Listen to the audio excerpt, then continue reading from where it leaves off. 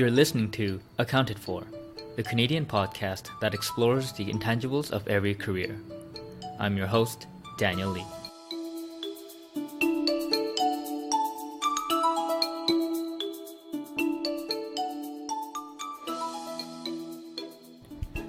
Hello, listeners. Today is the third episode of the Anonymous podcast series that I'm experimenting with.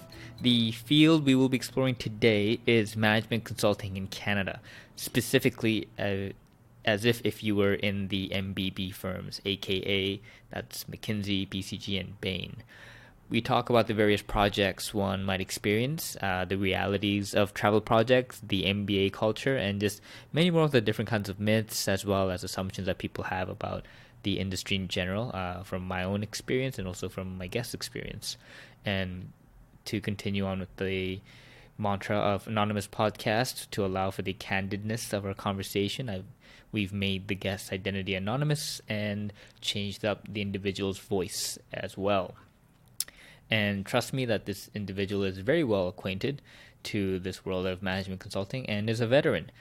And if you end up enjoying this different style, please let me know with a note and just go out to the reach out tab on my site, oldmandan.com, and I would appreciate the kind of feedback. I know that some listeners have actually been reaching out and giving me the feedback on the Anonymous podcast. I really do appreciate it. It really helps get to really hear about how my listeners, you guys all enjoy the podcast, what you look for, the kind of guests you've enjoyed, and it gives me more ideas on the kind of things we can also talk about in the future. So I really do appreciate it, and keep up the amazing support that you have all been providing the podcast. And so now, without further ado, here is my interview on management consulting in Canada.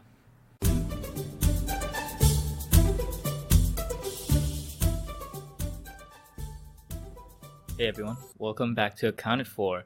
Today is another Anonymous podcast series, and today's guest is a professional in the management consulting world in Canada, specifically in the MBB field. So for the non-consultant folks who don't know what MBB stands for, they're practically like the big four of accounting, and it stands for McKinsey, Boston Consulting Group, and Bain. And the reason I separated this out from regular management consulting will be revealed more in detail in this interview, but long story short, it is different. And so, like always, today's guest will be introduced as Min. Hi, Min. Welcome to the podcast. Hello. And so the first question I will ask you is, how do you describe what you do as a management consultant to your parents? Yeah, so I find the easiest way for people that have never heard of consulting, or specifically management consulting, to understand even the slightest idea of what we do is to just use an analogy. Because if I start talking about business terms, strategy, like those things don't mean anything to most people. And so the one that I think resonates with a lot of people, including my parents, whom I've used this with, is it's like you going to a doctor. So if you get sick, you experience the symptoms, but you're not necessarily going to know what's the root cause of these symptoms. So you go to the doctor, and the doctor, checks up on you and figures out what are the symptoms causing these issues, right? And so this is exactly what we do. Companies come to us and say, hey, like something's wrong, whether our revenues are slowing down or even decreasing, or, our profitability in general just has not been great. Can you help us figure out what's going on? And so we go in and, analyze a bunch of data and tell them what's wrong. Got it. And for the audience, to have a little more perspective on your set of experiences, over/under on 3 years of experience? Over. Yeah. Nice. All with the same firm? Mm-hmm. Cool. I find that's mostly the case. I find consultants don't move around that often from my experience. Like they usually stay with like one firm for a long time. Or I've had cases where they'll leave, go to another firm, and they'll come back to another firm, or they'll go to an industry. So when I say industry, obviously it means non-professional service based, so like going to Coca-Cola and strategy, and then they'll even come back to consulting. Do you find that that's common? Yeah, I would agree with you. I think if you leave the MBB firm that you were with originally, it's highly unlikely you'll go to another MBB firm. Um, so you're right, like they would just go to a non-consulting company. But if you stay, then typically it's a little bit longer. Mm-hmm. Yeah. And I think so from my experience in consulting, you you know, you have a whole slew of different projects, and I think if you're on the more fortunate side, you get to experience a lot of different kinds of projects compared to that the not less fortunate who only have one kind of project style. In your experience, what's the kind of highlight reel? What is the project that you like to tell friends or colleagues or people often about and say this was like the coolest project? So this answer obviously will differ depending on the consultant that you're talking to. Exactly. For me personally, two projects come to mind, and they both share two similarities. The first one is they both touch the consumer and like the end kind of customer. I find that when I work on something that I know someone's gonna be impacted by, they can see and feel and touch, the difference of the thing that I worked on. That brings me a lot of joy. So that's kind of when I think about my past projects, aside from these two, whenever I'm able to say this is how I've directly impacted someone's life, whether it's like the way they buy something or the way they make a decision, and it's improved their process, that makes me quite happy. The second thing these two projects shared is they're very digital in nature, so they heavily relied on designing a user interface or experience. That's an area that I'm very passionate about, working with technology that, again, is kind of customer facing. So I would say like those two really kind of peak in the projects that I'm really interested in. If I think about the other projects, obviously I've learned something from every single one of them. But I think, learning and passion are sort of two different things. And so you obviously need to consider both when you're choosing or, doing a project. And in terms of the two projects that you really enjoyed doing that had more of the customer focus or customer impact, can you kind of describe what exactly it is that you did? Like, so would you say that if you were to break down kind of like the time buckets that you spend, to give an example, was it more like a project management kind of project where you'd spend 80% of your time just in meetings, coordinating things, and maybe like 20% working on decks, so PowerPoint? Or was it more Excel heavy and just spending time on spreadsheets and PowerPoint, like the spreadsheets and data all day? So, because from my experience, I've had the whole kind of 180 where I've never touched a PowerPoint in one like a strategy project I did, where I only looked at Excel the whole time and just looking at data nonstop. Whereas I've also had projects where I don't touch Excel at all and I'm only looking at PowerPoints, but it's just making shit pretty and just presenting in meetings nonstop. Yeah. How would you say like your time was split in those kind of projects? So it's a good question. My answer, like the reason I chose those two projects as the highlights, were not necessarily based on the type of activities I was doing during the project. So I mean, if I think back, right, the first project, there was a lot of slides. We made a lot of slides, myself included. There was definitely some Excel. Like I just feel like that's pretty standard for a lot of consulting projects. But as I said, like what really gave me satisfaction was the topic area. It was like knowing the impact it would have and the change that it would bring to not just the company that we were supporting, but also like their customers, who's basically like you and me and like everybody else around us, right? The second project actually had very little slides or Excel. There was a lot of stakeholder management. So the second project was very special because we actually built a prototype for a digital app. And it was quite different from a lot of the traditional strategy projects that you would expect in, a management consulting firm. But I think, these capabilities are going to become more and more prevalent, both at MBB as well as at other consulting firms. If you think about what clients are expecting, what they care about, what is top of mind for any CEO of a large company, understanding how to leverage technology and digital to, differentiate your offering or really, improve the customer experience that's definitely one of the top things they're worried about today around the world. So all the partners, all the firms, they're all getting asked the same type of questions, tell us how this applies in digital. And in some cases, show us, And so I was fortunate enough to be involved with that project. So in that scenario, there was, again, very few slides. It was about, let's actually build a wireframe of what this app could look like. Let's test the wireframes with, the users. In this case, it was an internal tool for the company. So a lot of the users were able to interact with these, call them draft prototypes before we, finalized it and said, okay, this is sort of has incorporated all of the feedback, and now you're ready to literally have some engineers build the app and code and, Oh, so this is... Yeah. So the app doesn't exist yet. Is it more theoretically, if we had this is how you would interact with it? It's like a front end. Oh, I see. So there were different web pages, and they could interact. They could click on buttons and kind of see the flow of what a user would see if it was a real app.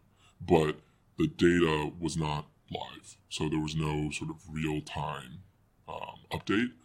So it's not like you could actually see real data and make decisions, but it was a concept.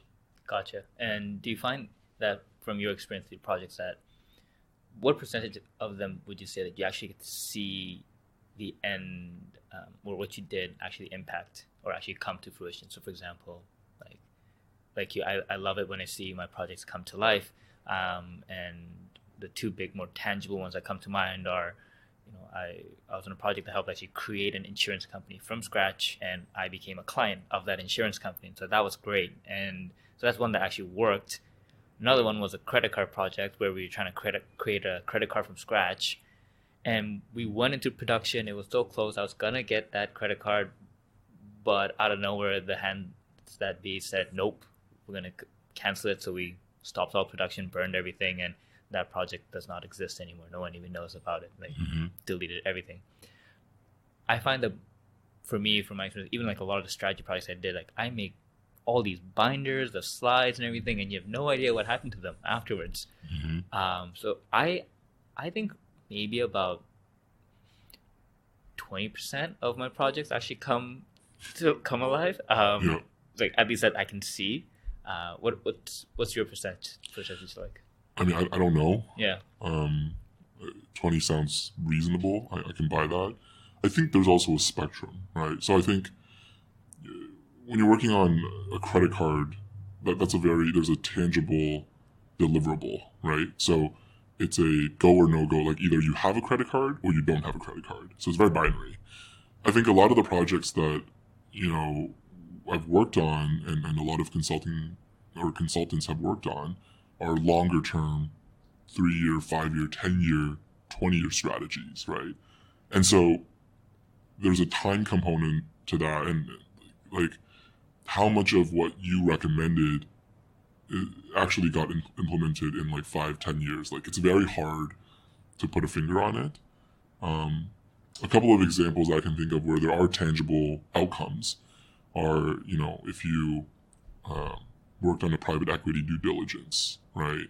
And the PE fund that you advised ended up buying the target, and maybe that went, the news went live on Wall Street Journal or something, right? Then that's direct impact, and you say, I did that.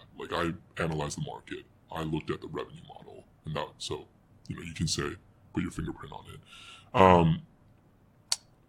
But, if I think about the number, yeah, I would say 20% sounds reasonable. It's quite low. I would agree with you.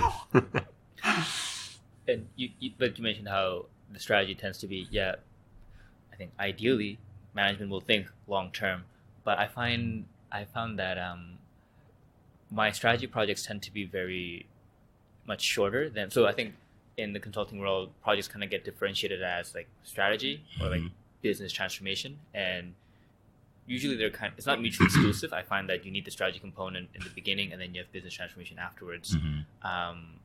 But I find like these strategy projects, quote unquote, air quotes, they tend to be like sometimes very short in length. Like I've had as short as like a 4-week project, but usually they don't go past like 4 months. Whereas like business transformation projects can go from a year to, I know, about 3-4 years. Like I have colleagues who've been on one client for like 3 years of their career, doing very similar things, just because it takes a very long time to make changes happen. Like you're creating a shared service or just giant process improvements.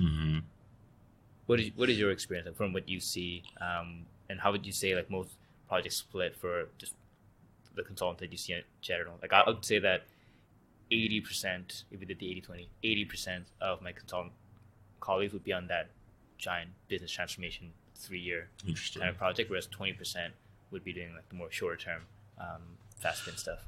So I think this is where it's a little firm dependent.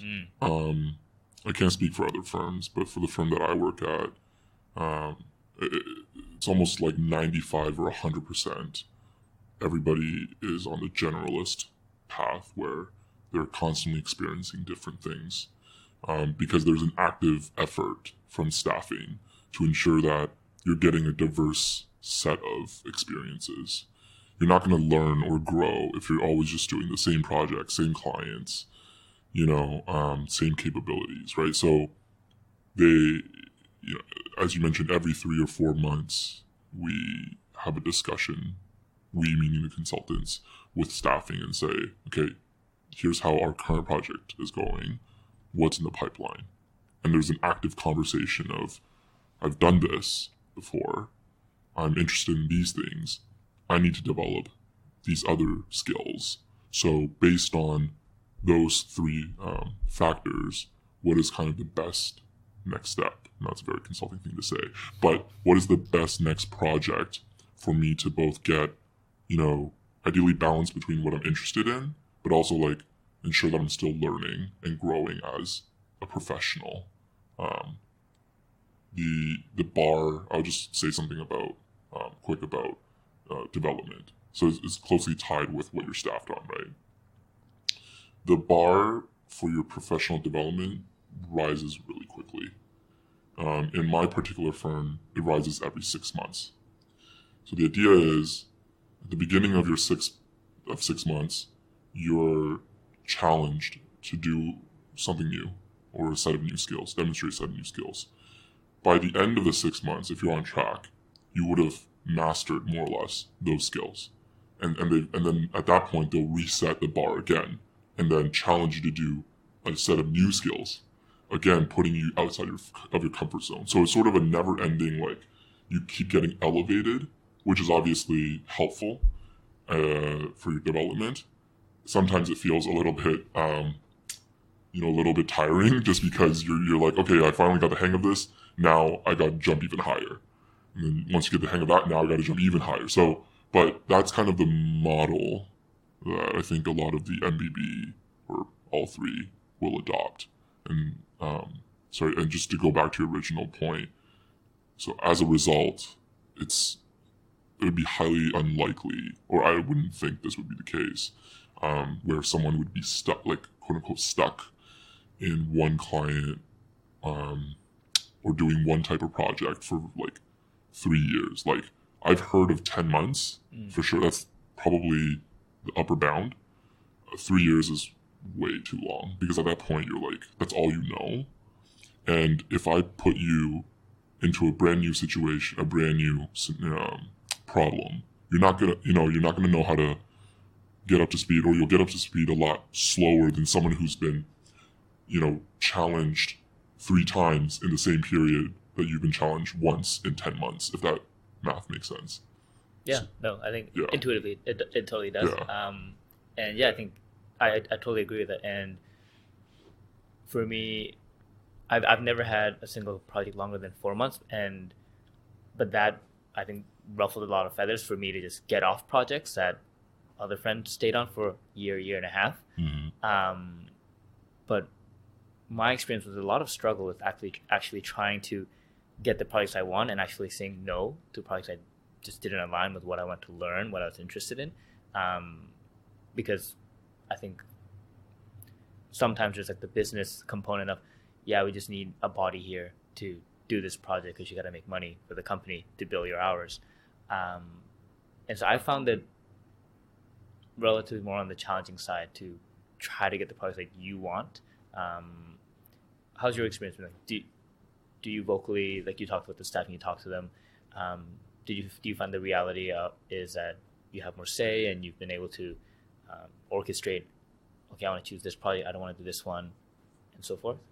So I mean, the reality is there's a lot of factors that get considered for who gets staffed on what project, right?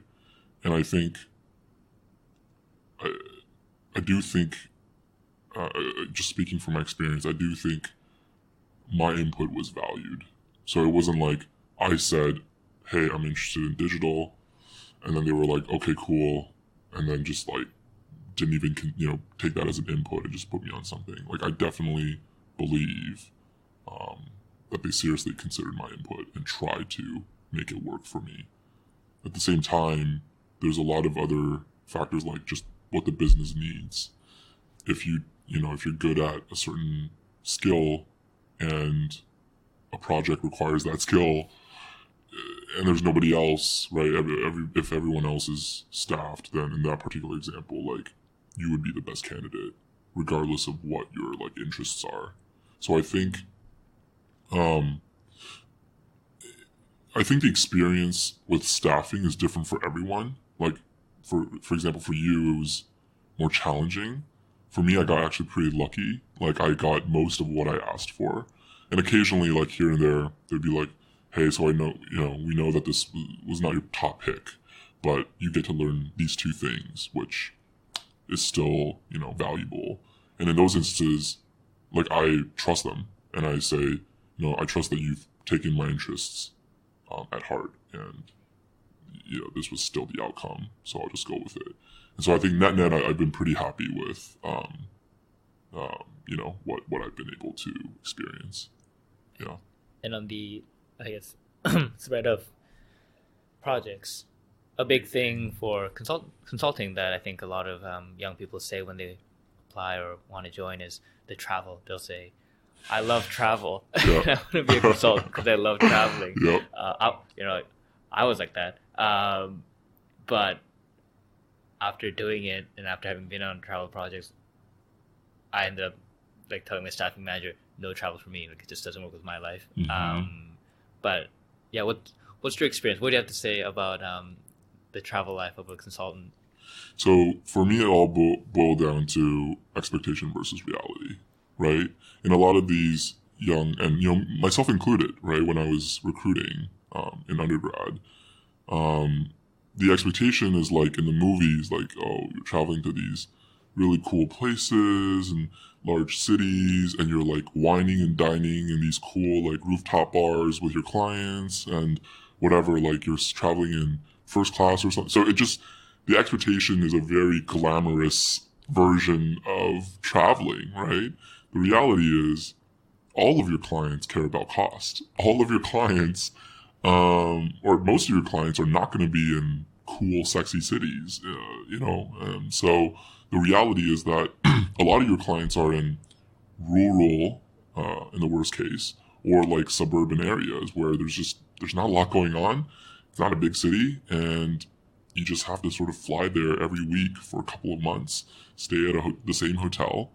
And by the way, while you're there, you're not really seeing the city. You're literally going from the airport to the client's office, working until the night, go to the hotel, check in, work some more, sleep, wake up, go to the client's office, repeat that for 3 days, and then go from the client's office to the airport, and then go. So, I think, but I think the education's been better about these things, right? Like, I think if you talk to like an undergrad today, who's interested in consulting, I would be shocked if someone was like, oh, I really want to, I'm in it for the travel. Like, if you've even done a little bit of homework, if you've talked to anybody who knows anything about consulting, like, you should know that is not it's not glamorous.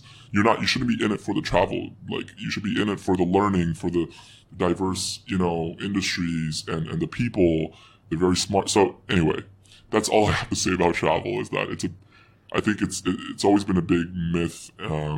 Thankfully, I think it's been dispelled in recent years. Yeah. I think thanks to the internet, more people are learning more about that. But yeah, like, I think to that point, when I experienced it, it just became very obvious that, yeah, how did I not see this? That all our clients would be in like you said, more rural areas, or just in the middle of nowhere, where you land in an airport and you take like a 4-hour bus or a 4-hour like car to go to the client's site.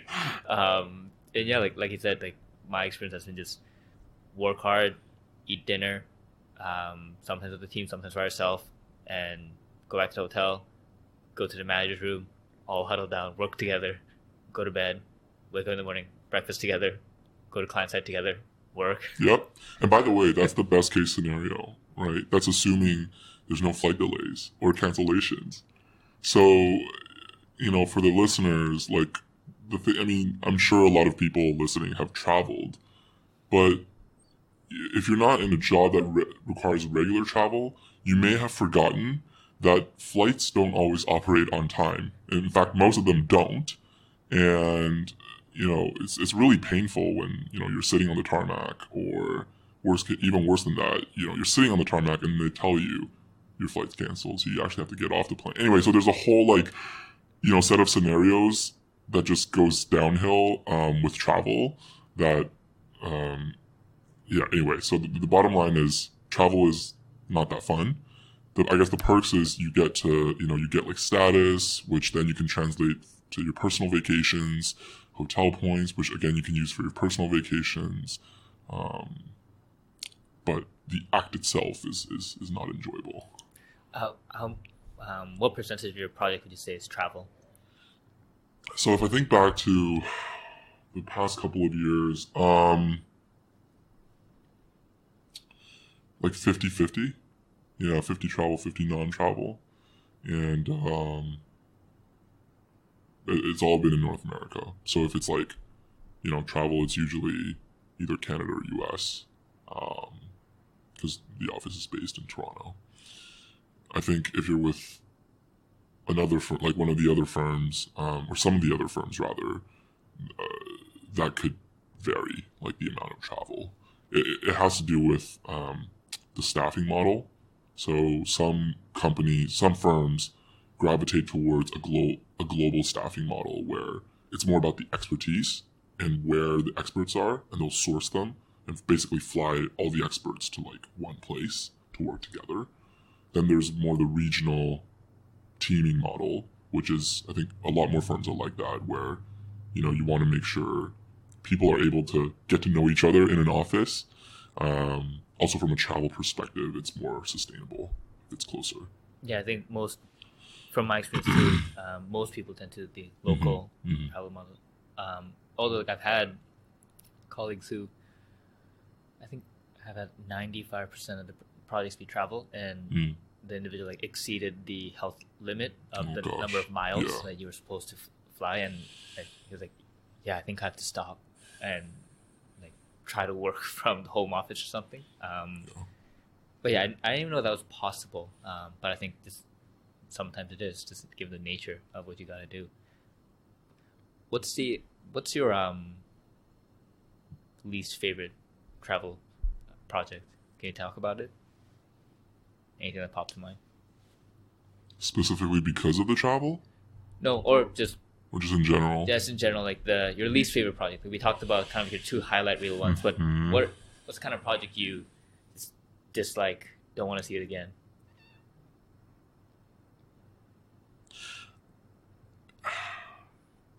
So there's a project that comes to mind, but it's not because of the project scope or topic necessarily. It was more just because it was early in my career. I didn't really know what I was doing. The particular, person I was working with, who I was reporting to. You know, that person and I didn't have the best working relationship. He's a great guy, but you don't always get along from a work perspective, right? And you have different expectations. Maybe we don't communicate. We didn't communicate as well as we could have, or as transparent as we could have been. So anyway, that was a pretty painful project because, we would align on, okay, let's do this. I would do it, and then I would present it to him, and he would be like, "This is not what we agreed to," and I would say, "No, it's actually exactly what we agreed to." And I would even pull up emails from him, and he would say things like, I don't know, it was very like it wasn't a very inspiring environment.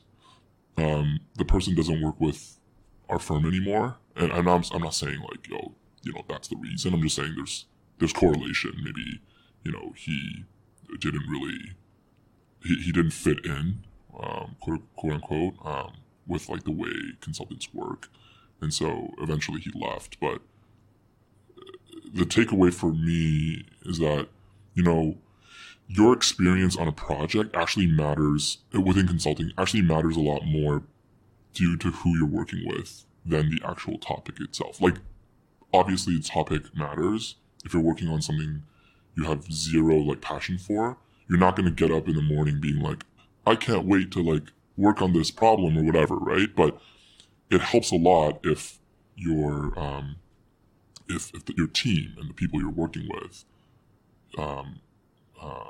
you get along with, like that makes a huge difference. So that'd be my kind of takeaway for why that's like my least favorite project. Yeah, it's really funny because I think in the heat of things, I had a particular project that I really disliked. Just the travel was bad and the work was not interesting at all. But now when I do think about it, sometimes I really do miss that project just because of the people that I worked with. Just because I don't know if it's just you're just in a shitty environment and then you just all bond. Yeah. It's like The Walking Dead. You just find a fucking crew and you just latch onto it. And you think, all right, we're gonna survive together, and you do. It's like in a war, your squad. You have your squad, and you live through the worst times. And if you live to tell it, then you can't ever break that bond forever. Yeah, because from that squad, about I think half of us are no longer with the firm. But when we catch up, we talk about that and go, man, those are good times. Those are good times. Oh yeah. And so it's really weird that it's the war stories. Yeah, it's a project that I hated then that actually I do miss the most sometimes. Yeah. And obviously when we talk about consulting, we can't leave out the MBA. It's like what I find that. I don't know with your experience, but once you join, then the next thing people talk about is, all right, what are you going to do for your MBA? Like 2 years later, 3 years later, are you going to do an MBA? Where are you going to do it at? How common is that in your experience? Like, what percentage of your friends or colleagues do you say go on to do an MBA? It's pretty high. I think it's falling, the percentage of people. Yeah, I think that is. I'm noticing that too. It used to be extreme. It was just like 100%, like 2 years of consulting and then MBA. And I think especially Canada is falling more so than the US is. Yeah. So I think there's a couple of reasons, but I think the biggest reason to me, and I don't know if this is true, but just from my observation, is the fact that a lot of career paths these days don't really require an MBA, right? So if you want to go into tech, like it's more valuable if you know how to talk to engineers than if you know how to talk business. If you want to go into finance, they don't really care about the MBA. It's more about the CFA, right? So I think there's a bit of like migration away from just the traditional general management route or the corporate strategy route, which used to be more popular. And in those settings, the MBA is like more valuable. So that's just been my observation. Again, I don't have like data points to prove it. I do. If I take a step back, like if you work at an MBB and you have this option of getting a free MBA, a top MBA in the world. Right, they give you a full ride for that, right? Yeah, in general, like if you get sponsored, everybody has a different opinion on this, but my opinion is it's a pretty good trade-off. Like you spend a year, maybe 2 years, you get a pretty good, brand on your resume, and even if at the point in time when you're considering an MBA, you don't foresee yourself needing it because of, the industries you're interested in after consulting, your mind might change, in a couple of years. And so in looking back, would you rather have the MBA or not? Like it's optionality. So having the MBA just opens up more doors to you, right? I know I'm going to get like shit on for this opinion, but again, it's my opinion. Some people will say, well, I'd rather use those 2 years to get, work experience in the industry I want to. Like, hey, that's totally fair. I think if you're not like super clear on what your path is, and you don't have a really clear pathway, the MBA is a really easy decision. Yeah. And do you find that from what you've observed, what's the big reason that most people get an MBA, like in the MBB firms? Is it just that main optionality being the number one reason, or do you find that they're looking for something different? I think it's primarily the optionality, but it's also seeing what's out there. Because when you're at when you're working at a consulting firm, you're pretty busy. You're not like out there talking to people every day, right? Like you're literally crunching your model, you're building slides, you're preparing for meetings, you're working with your team to prepare these materials, and then you build up to a milestone, a big steering committee meeting or big workshop or big whatever update. And so, your mind is constantly deep in that world. So you're not really thinking about, well, what else is out there, right? So the MBA was really a great chance to poke your head out and say, like what's around? And without the stress of like, in a few days or next week, we have this big client update, right? So it's a stress. Well, it's not stress free, but it's pretty stress free if you're sponsored. If you have a job after a year or 2 years at the end of the program, you are a lot less stressed than a lot of the other students who are not sponsored. That's true. You're probably there for a really good time then. Like you just meet friends and actually take your mind off one actual big aspect of. Yeah. So I personally did my MBA, and when I was in the program, it was very clear who were the consultants who were sponsored and who were not, because all the consultants would be like, oh, it's classes are over, who wants to go for a drink? And all the non-sponsored people are like, we're doing our projects, we're recruiting, we're preparing for interviews, like, screw you, we don't have time for that. And they're probably like, we gotta pay for this, like, 150K, well, exactly. 200K. And that's the thing, right? So they're also a lot more cost conscious than we are. So anyway, I'm digressing. The point is, I think the original point was that, you go get your MBA because you want that future optionality to say, okay, if I don't want to do consulting anymore, what else can I do with this MBA?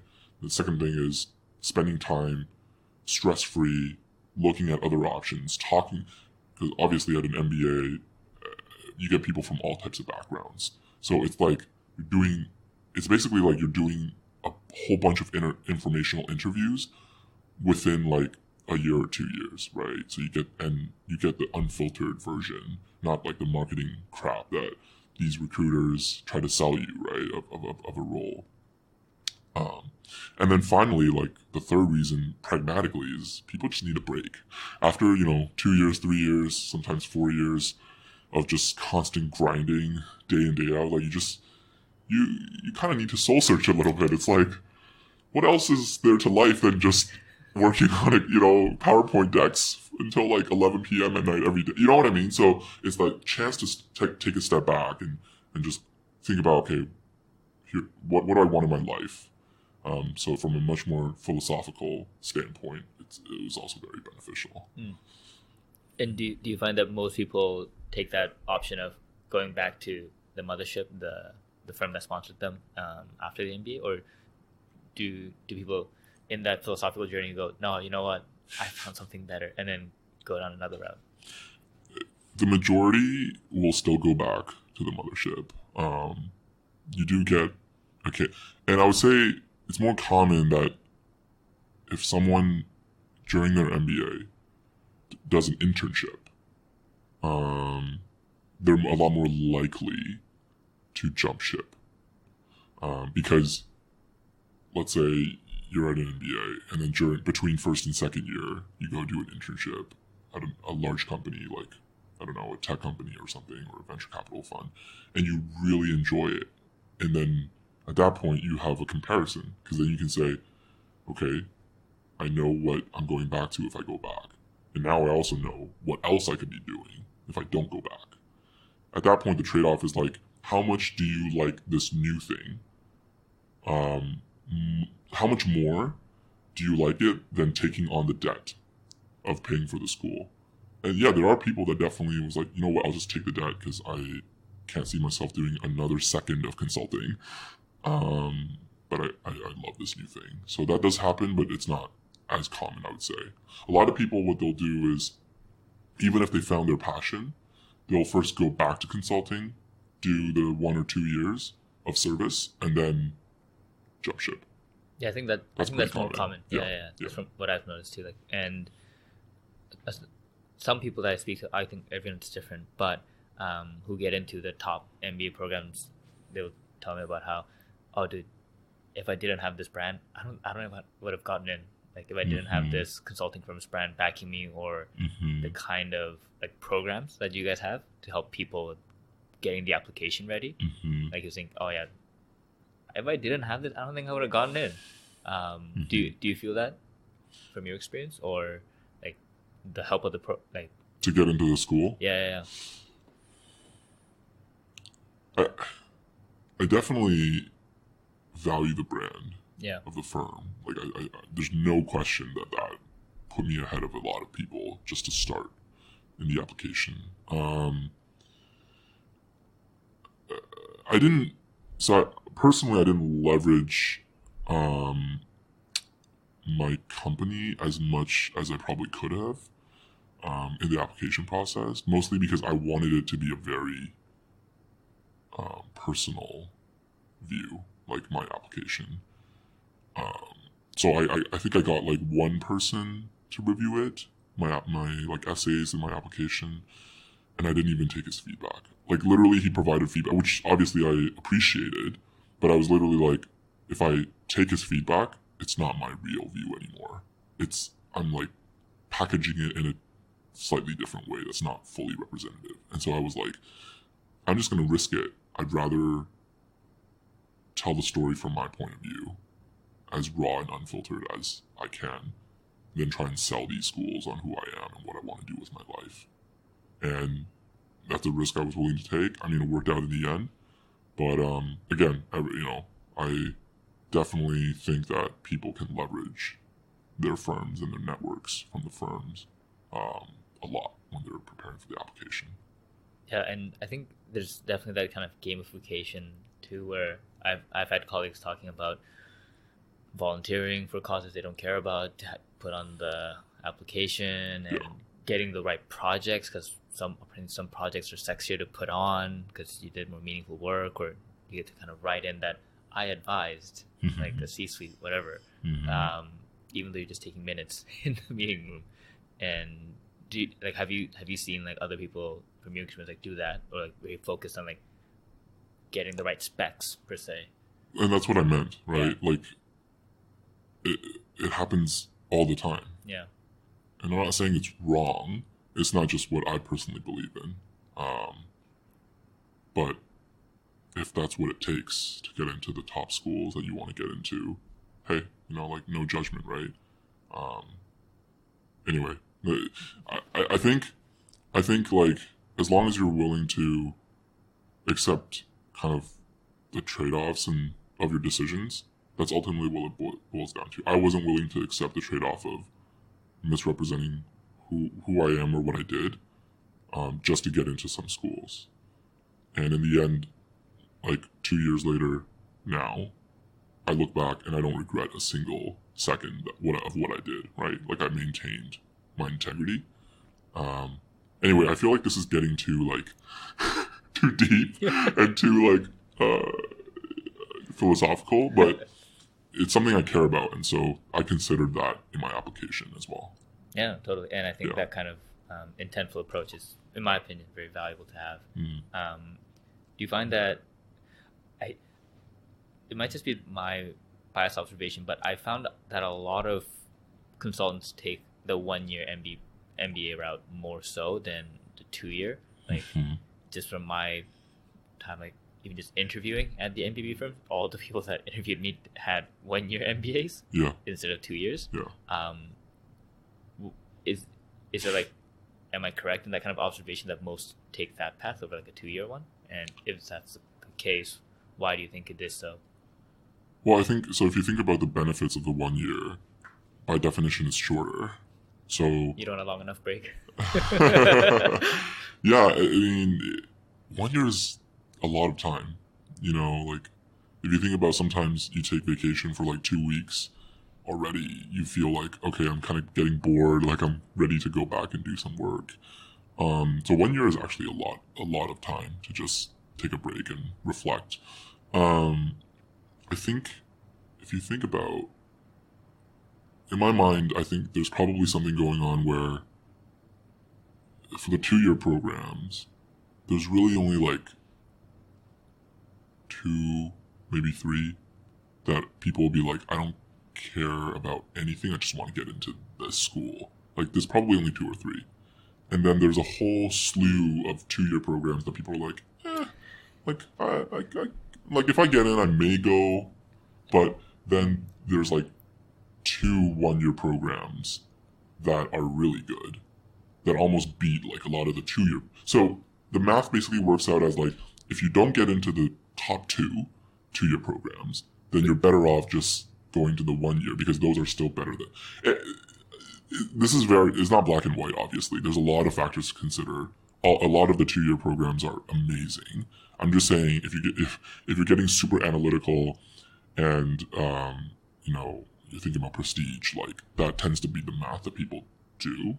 And I can say that I can support this this equation, because like just consultants love analyzing and being analytical, and the amount of just blogs and stuff that write about this, just even out there, like if anyone's even like thought about researching it, is like when you say the top 2, like everyone's gonna know what it is, like, and we don't even have to say it. And then there's the 2 1 year programs, like anyone just look at 20 MBB profiles and you'll kind of have an idea exactly who it is, or what the 2 schools are. But like I think that's actually been like the kind of math that people run, like the ROI calculation and everything. They're like, at the end of the day, there, like, as I mentioned, which I'm not discounting, but I'm just saying there's many factors, but some certain factors hold more weight than others, right? And so when I hear someone say, like, I want to get into this 2 year program because of XYZ, because they have a better like finance program, or they have a better entrepreneurship program, like, to me, those are secondary reasons. When you get into the top programs, the really top programs, the primary reason is because they are the top programs. And even if you were like really interested in finance or really interested in entrepreneurship, if you got into the top 2 or top 3, you still go there over, the 2 year program that you originally said, like, oh, they have a good, entrepreneurship program. That's just my view.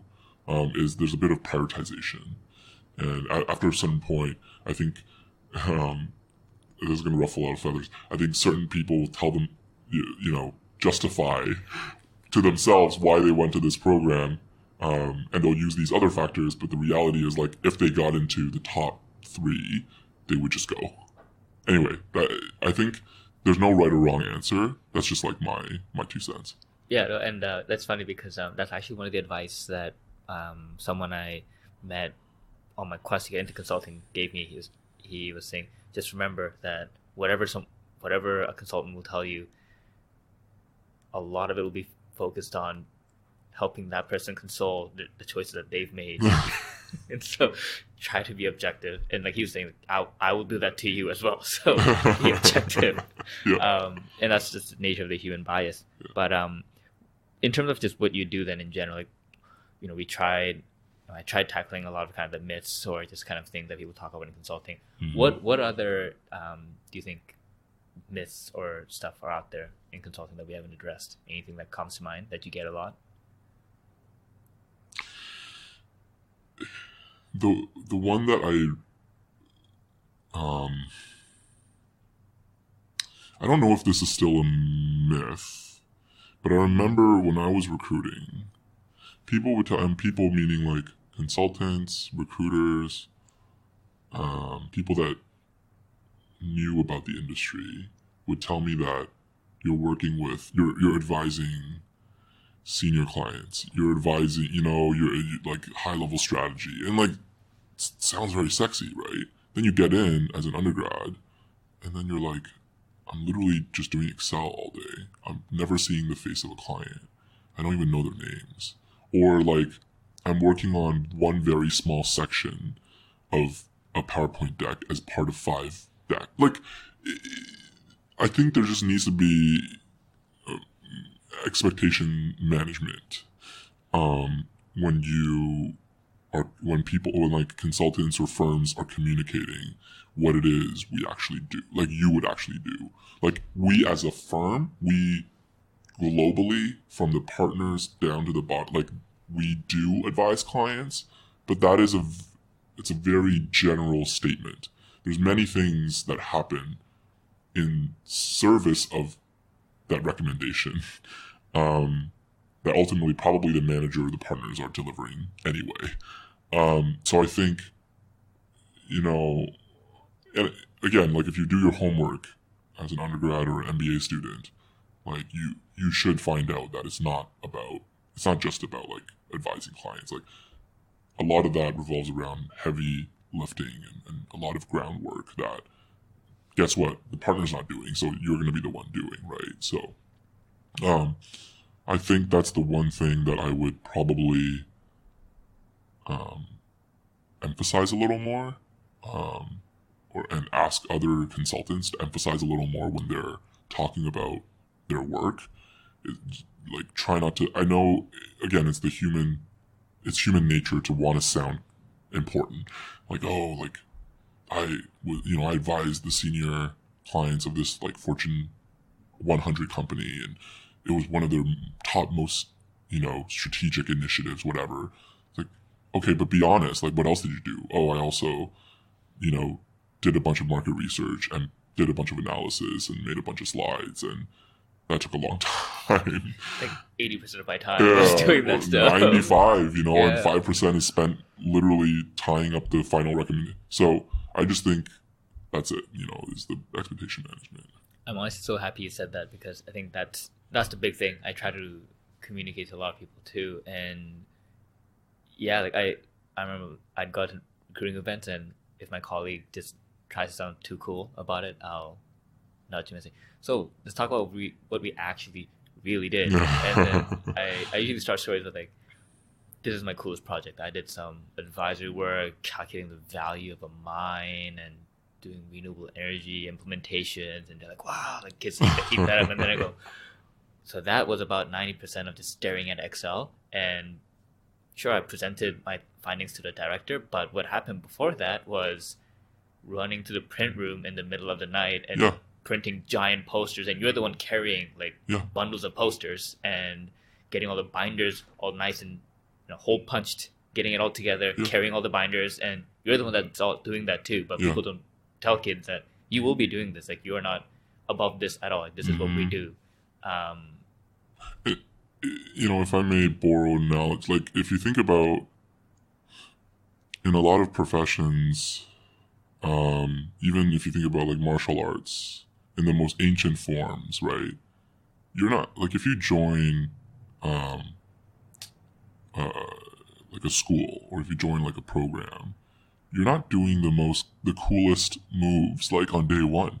You're a lot of times you're like brushing, you're cleaning the toilets, you're doing, you're putting away like the chairs, whatever, for like months before the master even teaches you the first move. So all the grunt work that you have to do to prove that you're dedicated, right? It's not about like whether you have the chops and the flexibility or the strength or whatever. It's like they don't care about that because they want to know that you're committed and you're dedicated. And so that, in many ways, like let's talk about the grunt work and let's be honest, but there's actually a lot of truth and value in doing the grunt work. Like, because then you appreciate what it takes to really do good work.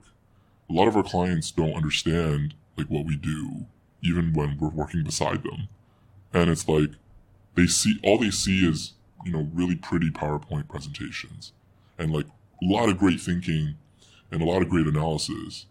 But at the end of the day, like, it's still hours and hours and, of back and forth and trying different things and making mistakes and staying up. So as I think about like the communication, there's actually a lot of value in bringing up the process. And it's not just about the delivery of the recommendation. Yeah, I think the process is really important because I think you have to understand why you're doing what you're doing. Like you have to understand why you're doing this every day. Like you actually have to understand what you're trying to build. Why, like, I didn't mind doing all these Excels and all that. Like, I wanted to build a brand as a model. I wanted to get better at it. Like, I learned all these macros. Like that was good. I enjoyed it.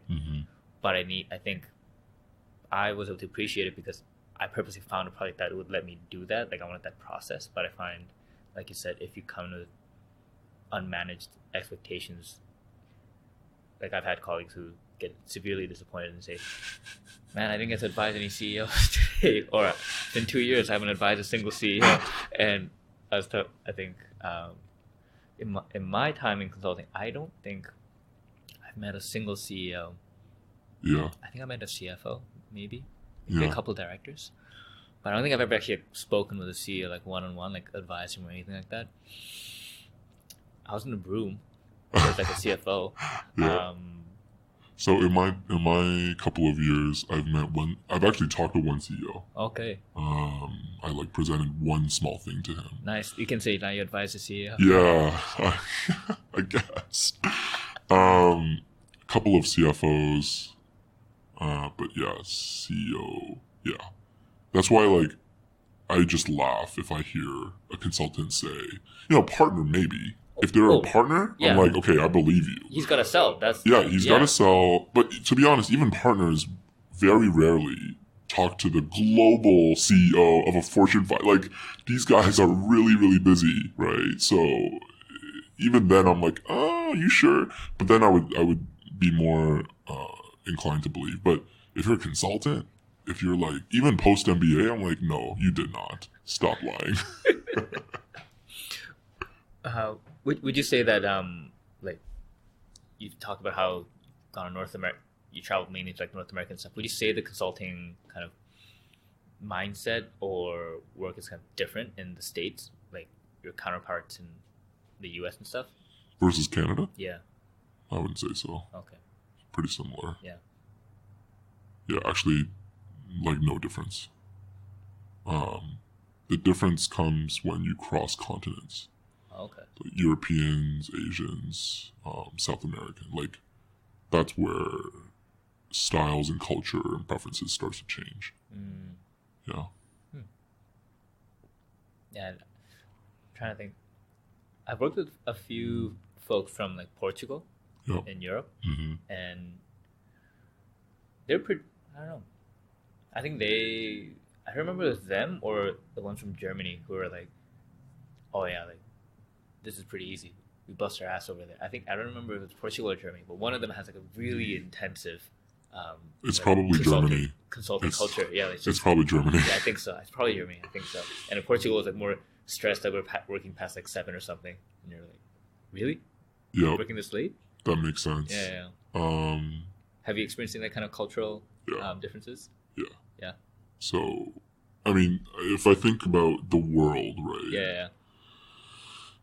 Some of the most hardworking, precise people are the Germans, the Japanese, the Koreans, Singaporeans. Yeah, those are the ones that come to mind. Americans hustle pretty hard, but they don't hustle like the few that I just mentioned. I find that American consultants, like, they're more on like the more confidently, slightly maybe like aggressive side. I think just personality-wise, like the ones I've worked with. Yeah, just more outspoken. Yeah, just classic American. Yeah. Whereas I find, like, for example, in China, like we're digressing a little bit, but I think it's an interesting topic. Yeah. I think in China, there's a lot of cultural and social capital required to do business. So a lot of things are unspoken, right? Like, I would not survive there if I went over there right now. So just understanding local cultural norms and expectations itself is a really big thing. I think in general, like in North America and most parts of Europe, if you say X in an agreement, you say, okay, we're going to do X. Generally, that once it's agreed, all parties understand that we are going to do X. But I think there's, as I mentioned, other cultures where like you say we're going to do X, and then you walk away, and then you're like, wait, I know we said we're going to do X, but what if they expect us to do like X plus Y? Like, we don't really know. So we're just going to do X plus Y just to be safe. So there's a bit of like definitely scope uncertainty, I think, in certain countries. Oh, totally. Yeah. Totally imagine that. Yeah, 100%. Like just knowing what I know about like just Korean culture and like Japanese culture. Like, oh yeah, totally. Unbearable. As we kind of hit upon like the last, steps of the interview, we kind of talked about the myths, but what are the kind of like other assumptions you feel like your friends get wrong about what you do?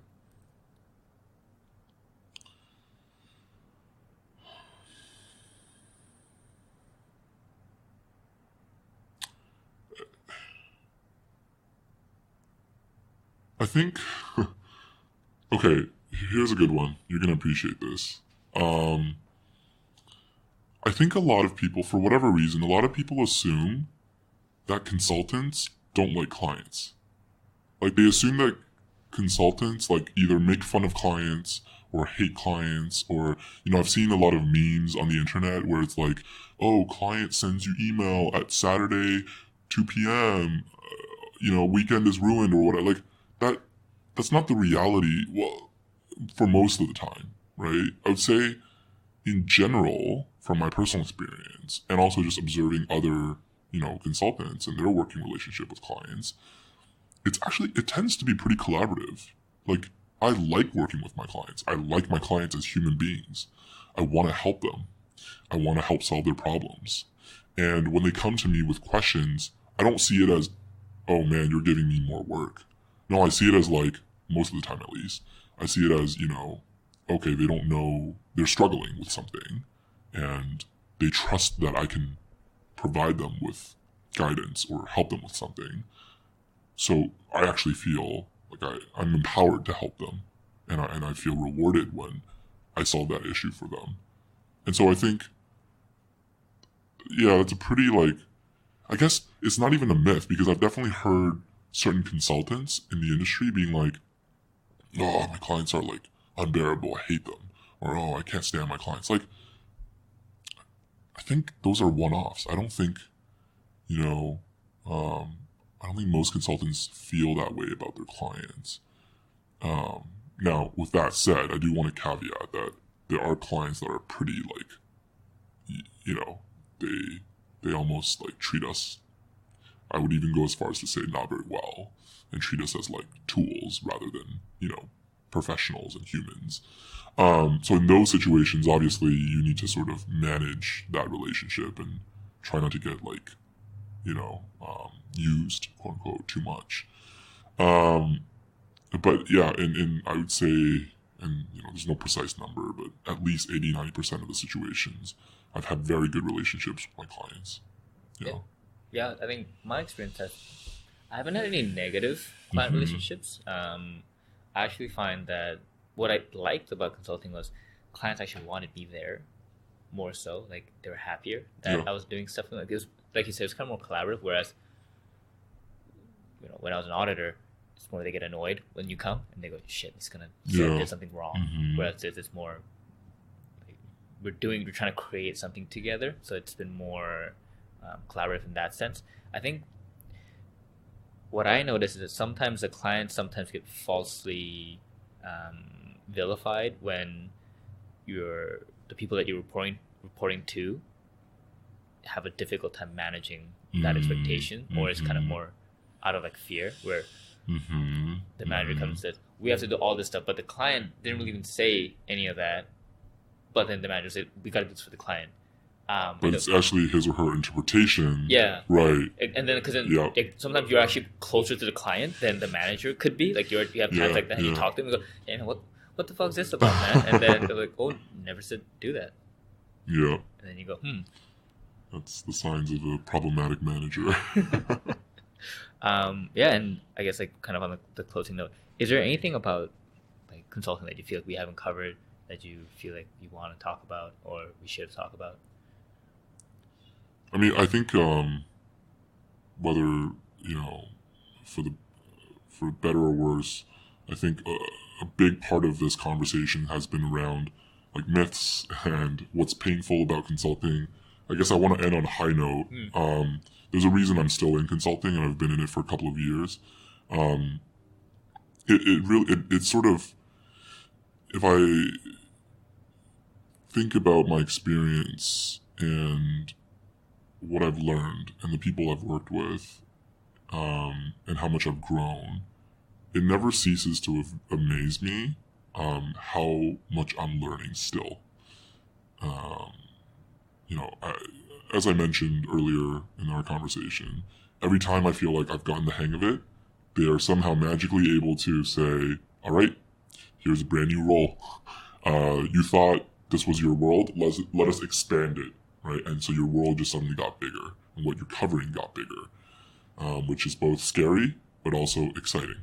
And again, once you go through that process a couple of times, you start to realize your trajectory, and that's why people talk about trajectory with careers, right? Your trajectory within management consulting is very fast.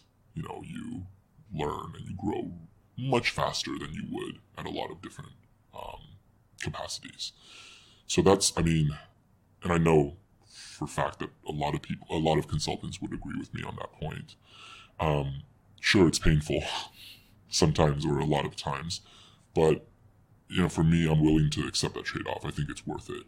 I think the long hours, the sometimes challenging team or client situations, are worth, getting that experience and learning and getting better at navigating different business and social environments. So net, I would highly encourage it for anyone who's interested. Yeah, and I think even when I talk to younger students, I find a lot, and I think it makes sense that when you're at that age, when you're just coming out of school, or just even still in second, third year, it's hard to know what you want to do, and you have ideas, but you don't know, but you're too afraid to test it by committing 100% into something.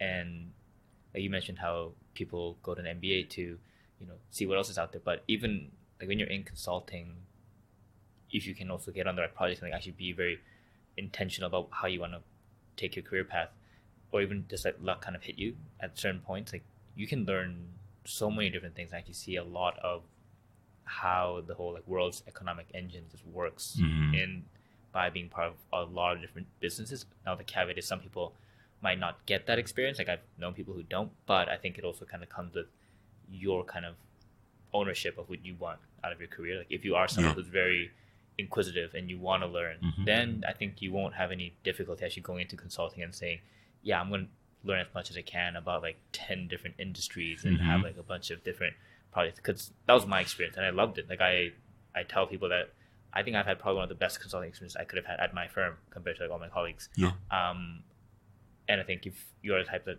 wants to take ownership of that, you will thrive. Like you will do really well. And yeah, it's one of those places where you just get to learn a lot of weird and cool things. Yeah.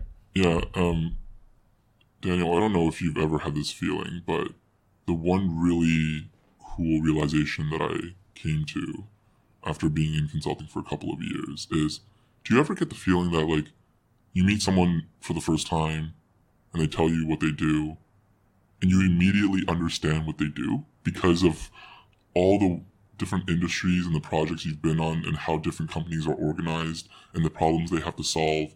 Like if someone tells you like, oh, I work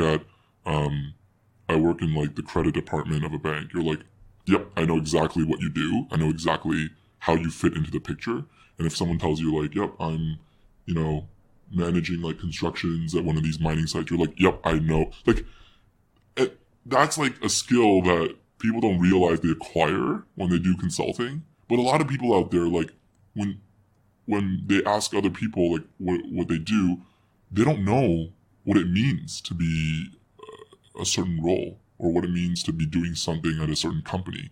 But because like you've seen so many different projects, so many different companies, and so many different problems, you can almost like immediately like understand and empathize with another human being. Like, oh, okay, this is what your job is, and this is what you're doing.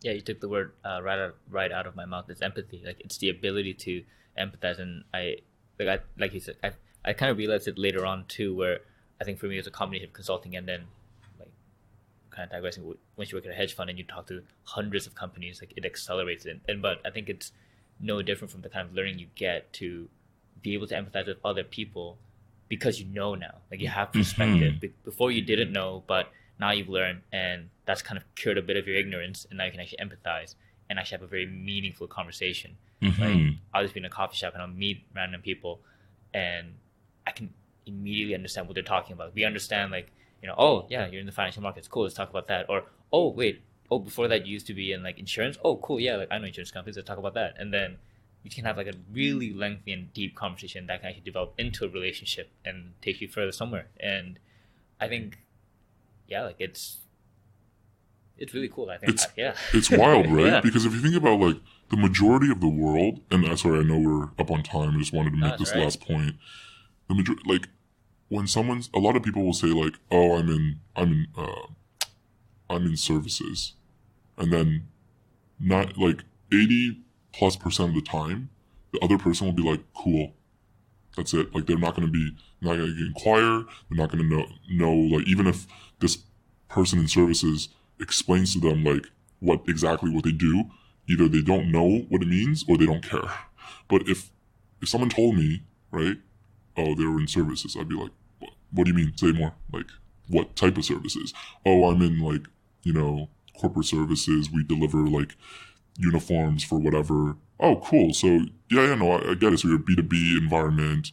Your clients are a lot of like big corporations. Like, oh yeah. Like you get me, So like you said, it creates this like gateway of empathizing, connecting with someone who usually would just assume that the rest of the world doesn't know what they do or care, right? And so suddenly you can be like, no, I actually understand you, and I can connect with you like human to human, which is pretty cool. Yeah, totally. Yeah, it's. I would say that is definitely a perk. That is definitely, and it's like, it's something that I feel like it naturally weeds out people who are not intellectually curious. Like it's just people who are naturally like you're just thirsty to learn more. It's just like why, and then yeah, like if you are that kind of person, definitely consulting is for you, because you gotta do a lot of thinking. And I tell people like it's different. It's not the number of hours you work in consulting. that was my experience where you could grind for 100 hours. Like I've done that, but you can actually have like weeks where you only work like 50 hours, but it's intense. You're like dead by the end of the week. You're intense 50 hours. Like your brain can't process it, and you feel even worse than you did if you grinded like 100 hours. Like I've had those moments, and I feel like there's that kind of difference. Yep. Yeah. But all right, cool. This was a fun conversation. It was my pleasure. Yeah, thanks for coming on. And yeah, I think our listeners are definitely going to get a great perspective on the world of consulting. So yeah, thank you for coming on the podcast. Thank you.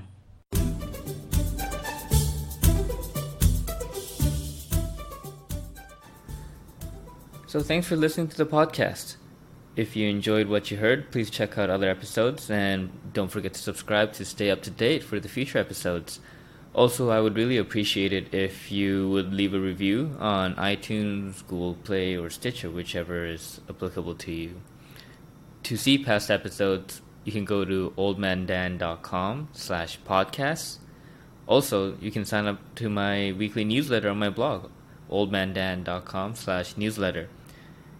You can stay up to date with future podcast episodes that way, and included in the newsletter are my book reviews I write, my weekly article related to the domain of self-development systems, as well as 7 things I learned throughout the week on being healthy, wealthy, and wise.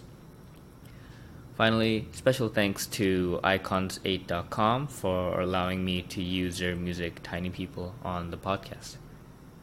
Great. I will see you all next time. Take care.